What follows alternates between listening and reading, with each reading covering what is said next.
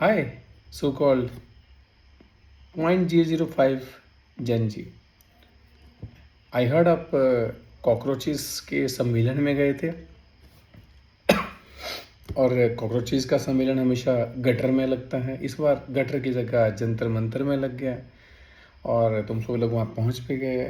बिरयानी खाई, खाना खाया, पिज्ज़ा खाया, बर्गर खाया, भेल पूड़ी, पता नहीं क्या क्या खाया। पता नहीं क्या क्या में बहुत कुछ होता है।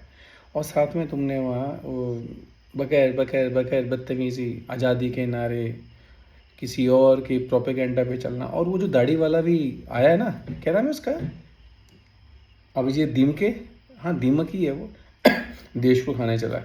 एनीवेज, ऐसे दीमक का इलाज हम स्प्रे या हिट से नहीं करते, आग लगा देते हैं इनकी बाम्बियों में। और रही बात तुम मूर्खों की, तो मैं तुम लोगों को सिर्फ एक बात बोलना चाहता हूँ। तुम लोगों को ना इतिहास का ज्ञान है, ना वर्तमान का ज्ञान है, ना तुम्हें भविष्य का कोई पता। मगर तुम बिना पढ़े एक रील के ऊपर वहाँ इकट्ठे हो सकते हो। तुम हमारे देश के लिए वास्तविक तौर पर एक बहुत बड़ा खतरा हो, और इस चीज़ को बताने या जताने की आवश्यकता नहीं है। मेरी बेटी है, छोटी है, अभी 11 साल की, वो मुझसे प्रश्न करती है, पापा क्या ये आंदोलन सही है? मैंने कहा नहीं। पापा जी क्यों सही नहीं है? मैंने कहा खुद पढ़ो जाके क्यों सही नहीं है। पापा वो सोनम वांगचुक जो है वो हंगर स्ट्राइक कर रहा है, फलाना ढिमकाना। मैंने कहा तो क्या हो गया, वो तो कोई भी कर सकता है, मोटिव क्या है? पापा वो नीट का क्या हुआ है ना? बेटा नीट का तो जो हुआ उसका एग्ज़ाम वापस भी हो गया, जिन्होंने किया उनको सज़ा भी मिल गई। तो फिर बोलती पापा धर्मेंद्र प्रधान इस तरफ क्यों नहीं दे रहा? मैंने कहा देख बेटा, धर्मेंद्र प्रधान जो है उसने अपने लेवल पर जो भी दोषी थे उनको सज़ा दी, और लास्ट में उसने रेजिग्नेशन भी दे दिया। पर उसके बाद क्या हुआ?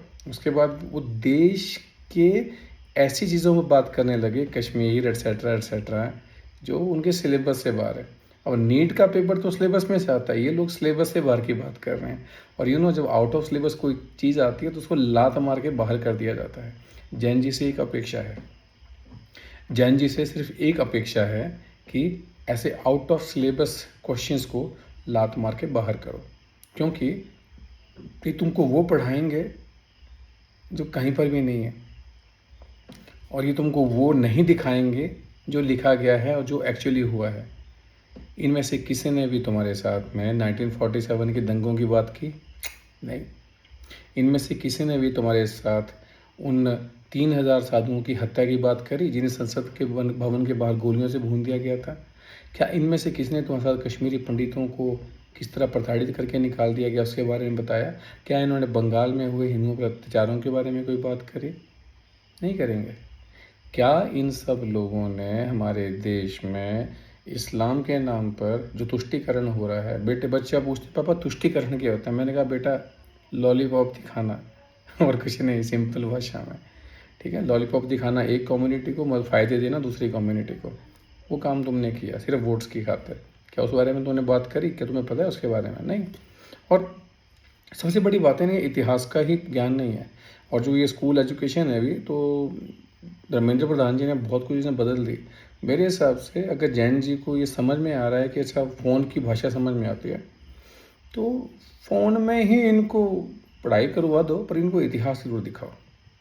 क्योंकि जो अपना इतिहास भूल गया वो देश कभी ज़्यादा दिन तक टिकता नहीं है। और ये जैन जी अगर इस तरह चलते रही तो it is just like a बर्बादी। और यही चीज़ जो है सोरोस और उसके पिल्लों ने भांप लिया है। और उसके पिल्ले यानी कि ठीक है जो भी हैं, वो कह रहे हैं हमारे देश के, मेरे अपने दोस्त हैं वो सेंटिमेंटल होके न जाने क्या क्या बातें न पड़े करने, पर किसी ने भी ये बात नहीं सोची कि तुम्हारी भावनाएं अचानक क्यों भड़की। इससे पहले क्यों नहीं, इसके बाद क्यों नहीं, इसी टाइम पर क्यों? क्योंकि तुम्हें वो एक साथ घुट्टी परोसती गई, फेसबुक से, इंस्टाग्राम से, यूट्यूब से, तुम्हारे ट्विटर से। क्यों तुम्हारे पोस्ट एकदम फ्लड हो गए? कौन था इसके पीछे? बिल्कुल, जिस प्लेटफॉर्म पे भी मैं बात कर रहा हूँ, फेसबुक, ये इसमें शामिल है। क्यों फेसबुक के लोगों ने नरेंद्र मोदी जी की पोस्ट को अचानक हटा दिया? कभी किसी ने कोई प्रश्न किया? नहीं किया। क्योंकि उनके प्रोफाइल को रिपोर्ट कर दिया गया। एक प्रधानमंत्री की एक पोस्ट जिसमें बच्चों के बारे में बात कर रहे हैं, सिर्फ रिपोर्ट करने के कारण उसको हटा दिया जाता है। और एक पिल्ला जर्मनी में बैठ के भारत विरोध की बात, हिंदू धर्म के विरोध में बात करता है, और उसकी सपोर्ट में जो टोपीधारी हैं ये बैठे हुए हैं, वो रिपोर्ट नहीं करते, हमारे हिंदू सोए हुए हैं। करो यार एक बार रिपोर्ट, मैं तुम्हें गारंटी देता हूँ नहीं उसकी पोस्ट हटेगी, क्योंकि ये सारे सोरस फंडेड लोग जो है ना, ये सारे के सारे फेसबुक इंस्टाग्राम में डीप में बैठे हुए हैं, और ये चीज़ ज़करबर्ग के कंट्रोल से भी बाहर है। एलन मस्क ने खुद कहा है कि सोरोस की जो ओपन सोसाइटी है उसने ऑलरेडी हंगरी के ऊपर कंट्रोल ले लिया है, ऑस्ट्रिया के ऊपर कंट्रोल ले लिया है। 90% जितनी पोस्ट आज फेसबुक पर, इंस्टाग्राम पे हैं, वो सारी के सारी सोरस फंडेड हैं। और ये मैं नहीं कहता, ये खाता आप लोग जो व्हाट्सएप यूनिवर्सिटी एंड सो ब्ला ब्ला की बात करते हैं ना, ठीक है, ऑनलाइन जाके पढ़िए, मेरी बातों पे विश्वास मत करिएगा, आपको समझ में आएगा क्यों ओपन सोसाइटी इतनी एक्टिव है आजकल भारत में, क्यों उनको ये कीड़े तिल मिला रहे हैं जब से FCRA 2.0 आया। जैन जी को ये सब चीज़ें जाननी चाहिए। और जो मेरे सो कॉल्ड कॉकरोचेस के सम्मेलन में जाने की बहुत कूल बन रहे थे कि हाँ मैं आज कॉकरोचेस के सम्मेलन में बैठा हूँ, देखिए ये भूखे मर रहे हैं। अरे यार, GD अग्रवाल जी के बारे में सुना है? उन्होंने अनशन किया था 125 दिन से ज़्यादा, मृत्यु हो गई थी उनकी। गंगा के लिए उन्होंने अनशन किया था, कोई पूछने नहीं आया उनको, पर उन्होंने निस्वार्थ अनशन किया था। आजकल की ये जो टुटपुंजी है ना, जो अनशन के लिए बैठते हैं, सो कॉल्ड ब्लडी केजरीवाल, ये सोनम वांगचुक एंड ऑल, 7 दिन के बाद बगले झांकना शुरू कर दिया था कि कोई आके मनाए इनको। सो कॉल्ड ग्लूकोन-डी बोतलों में रख के पिए जा रहे थे, क्यों? कभी सोचा इस चीज़ के विषय में? ये सब एक ऐसी पटकथा का नतीजा है। अन्ना ने एक केजरीवाल खड़ा किया जो 1 नंबर का चोर निकला। केजरीवाल ने दीपके को सामने लाया क्योंकि उसकी लुटिया डूब रही है और उसको भी कुछ ऐसा चाहिए डिस्टेबलाइज करने के लिए भारत को। ये वो बंदा है जो जाके सीख फॉर जस्टिस, जो पन्नू है, उसके साथ में जाके मीटिंग्स करता है।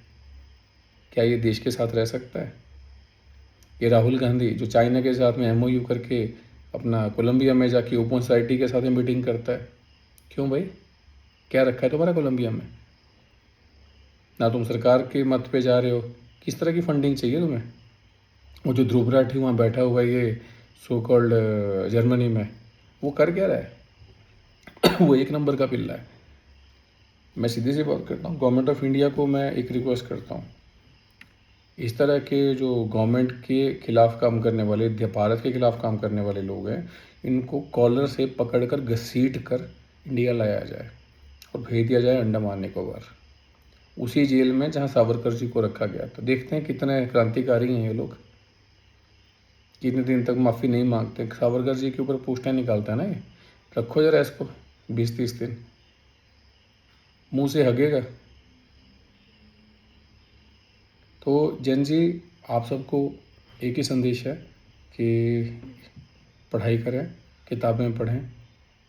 ये जो एक व्हाट्सएप का मैसेज है, इंस्टाग्राम का मैसेज है, उसके ऊपर ना जाएं, कंप्लीट न्यूज़ को समझें, उसके पूरे परिप्रेक्ष्य को समझें, कॉन्टेक्स्ट को समझें।